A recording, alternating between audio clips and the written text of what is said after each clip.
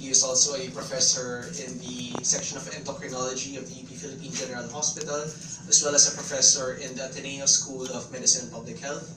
He is a member of various boards of specialty societies, but most notably, he is the current president of the Philippine Society of Endocrinology, Diabetes Metabolism. Ladies and gentlemen, it's my privilege to welcome Dr. Nemecio Nicodemus Jr.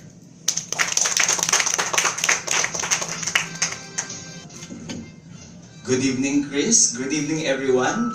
Nireveal ni Chris yung age ko. He was my student, but that was not so long ago, Chris, no?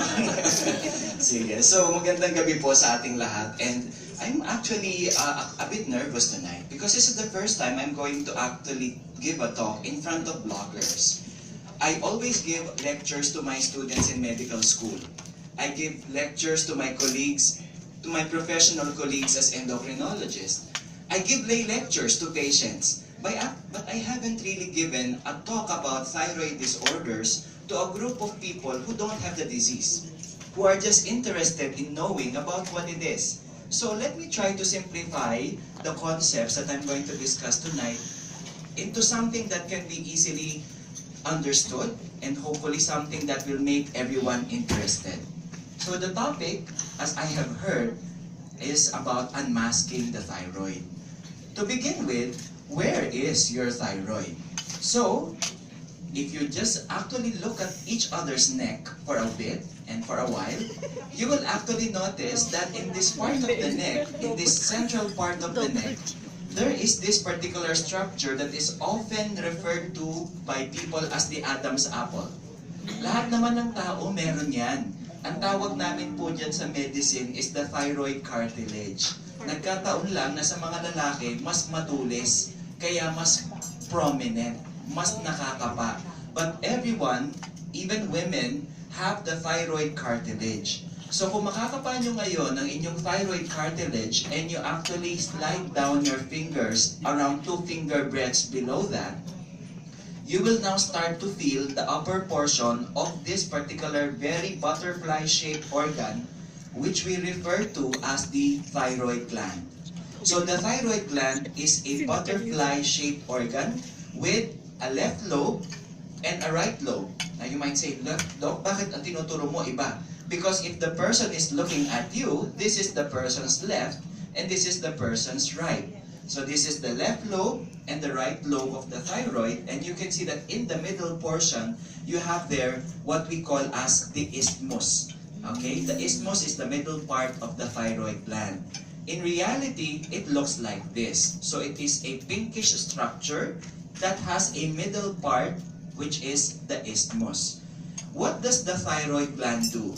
In simple words, our thyroid is a gland that produces 2 kinds of hormones, the T3 and the T4.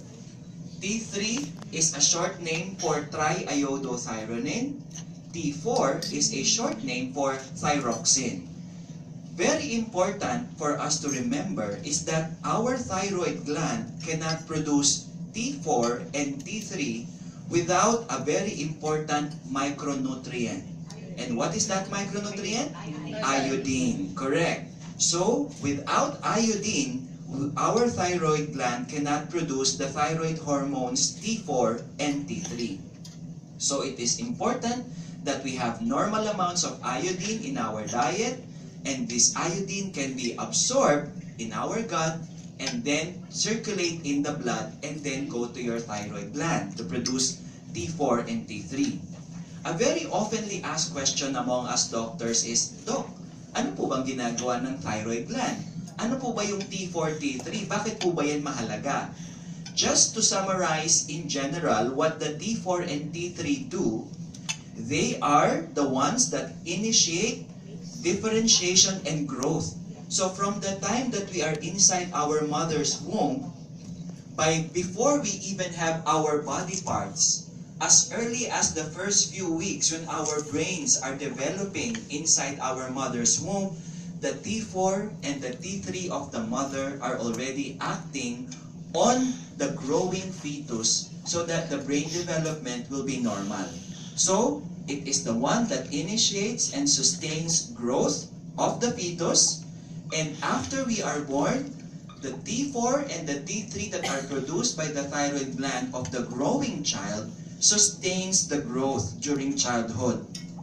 Very important, you will not be intelligent human beings if your mother was lacking in thyroid hormones during the time that she was pregnant with you. Otherwise, we all have been perhaps a little have lower IQ kung ang mga magulang natin, and particularly our mothers, had low thyroid hormones when they were pregnant with us. No? So, therefore, this highlights the very important role of the T4 and T3 in the development of the central nervous system, also known as the brain. What else? It is very important in our alertness. Without our thyroid hormones, we will not be alert. All of us will be sleepy. All of us will always feel tired because without the T4, T3, you won't have enough energy or alertness. And it is also very important for the normal reproductive function. Women will have irregular menses if they had abnormal thyroid hormone levels. You will not be able to have adequate hormonal production as far as your ovaries are concerned if you do not have thyroid hormone levels that are normal. What else? Your weight is regulated by the thyroid hormones. Your heart rate is regulated by the thyroid hormones. And your temperature is regulated by the thyroid hormones. So ang dami. Basically, from head to foot, the T4 and T3 are very much in control of the human body. The question is often asked, Doc, if iodine is very important for the production of thyroid hormones, how much iodine do we need every day? Yan, napaka-common ng tanong yun eh. And to give you a very concrete answer, I will put it in the form of illustrations.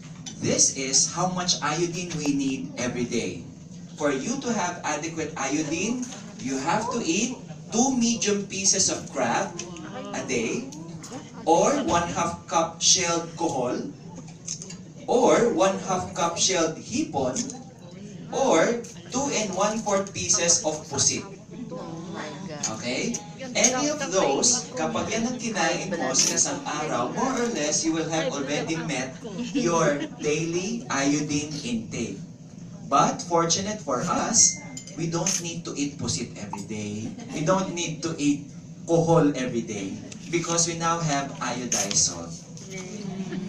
So if you actually place iodized salt in your food, of course, the iodized salt to taste, then you would have already obtained somehow the recommended iodine intake for an individual.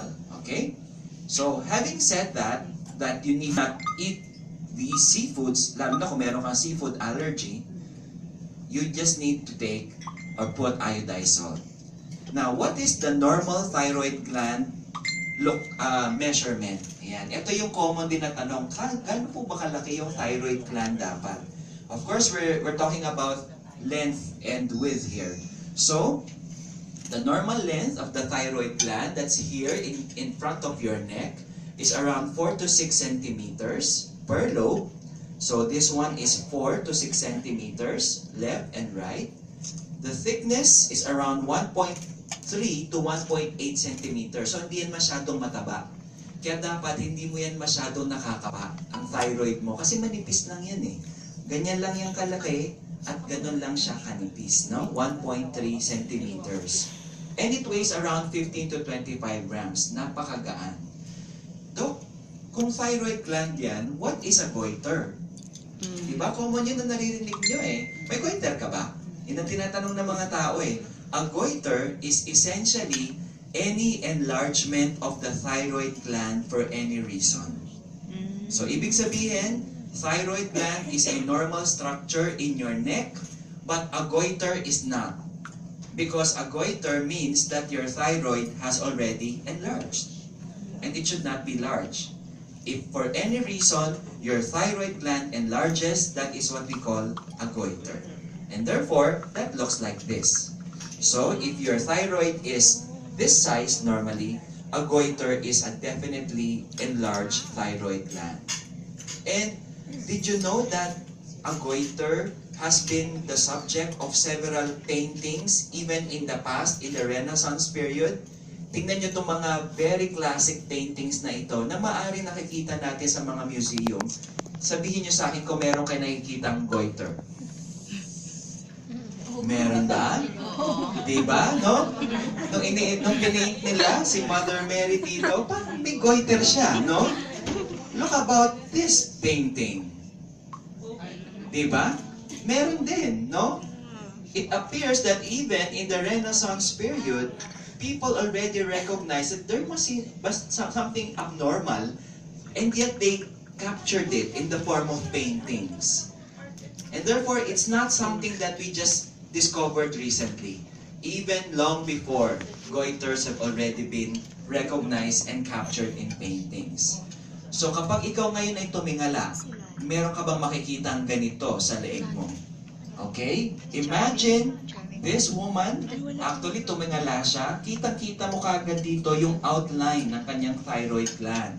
Lalo na kapag ikaw ay payat na tao, kitang-kita yan. Mahirap makita ang thyroid kapag medyo may katabaan ka. Okay? So if you are actually more on the leaner side, people can easily see the silhouette of the thyroid whenever you extend your neck. Question: in the Philippines, do you think how many people have goiters? This has already been answered by several nationwide surveys. The first one that we had was in 1987.